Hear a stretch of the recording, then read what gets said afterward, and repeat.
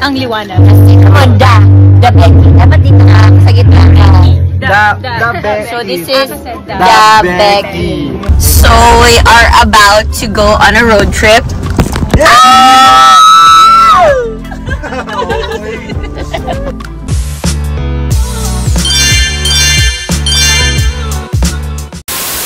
Magandang araw mga kachika! Rigel po ulit ang inyong Chika Patrol! Bago tayo magsimula mga kachika, inaanyayahan ko muna kayong mag-subscribe dito sa ating munting channel para palagi kayong updated sa mga latest at nagte-trending na mga showbiz balita. Spotted si Chinita Princess Kim Chiu na bumabiyahe papunta sa birthday celebration ng unkabogable star na si Vice Ganda. Sa video na ibinahagi ni Kim sa social media, makikita siya na binibideo ang kanyang sarili kasama mga kachika ang kanyang mga beshies, yung mga best friend niya na si Darren Espanto at si Bella Padilla.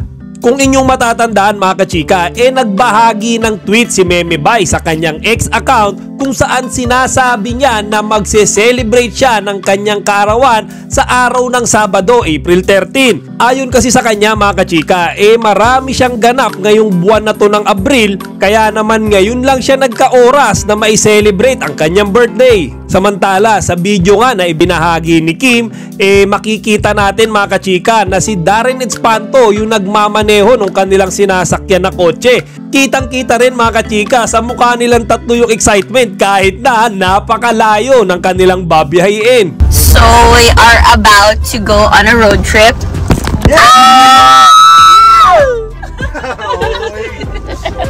Sa kabilang banda mga kachika, tila na bored din si Meme Vice habang siya ay bumabiyahe papunta sa venue ng kanyang kaarawan.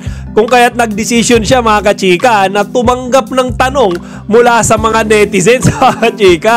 At sa kabutihang palad mga kachika, may isang netizen siya na sinagot ang tanong tungkol sa Kim Pao. Ito yung tanong ng netizen mga kachika. Meme, chika mo naman kung anong estado ng Kim Pao. Tapos mga kachika, sinagot yan ni Meme Vice ha.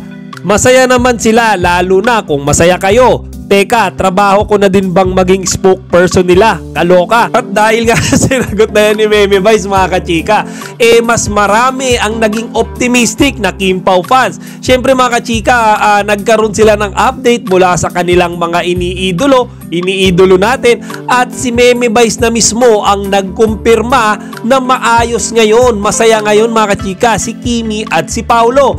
At mas nagiging masaya sila kapag masaya tayo na kanilang mga fans. Kayo mga kachika, satisfied ba kayo sa sinagot na yan ni Meme Vice? Kung saan sinasabi niyang masaya ang Kim Pao kapag masaya din ang Kim Pao fans. Ilagay nyo lang dito sa comment section para mapag-usapan natin. Chika Patrol signing out! Kachika, huwag niyong kalimutan mag-like, comment, and subscribe. Para sa iba pang mga celebrity news, i-click lamang ang mga videos na ito.